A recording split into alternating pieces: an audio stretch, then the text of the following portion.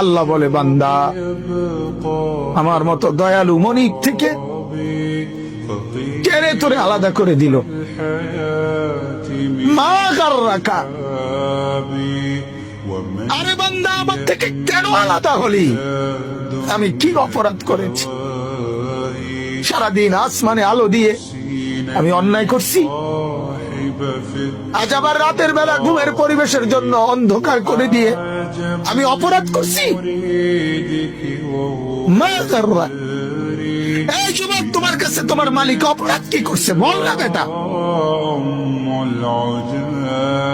বল। কেন সেজদা করলি না ভাইয়া? আল্লাহ তোমার কাছে কি অন্যায়টা করছে? কি অন্যায় কি না দিছে মালিক?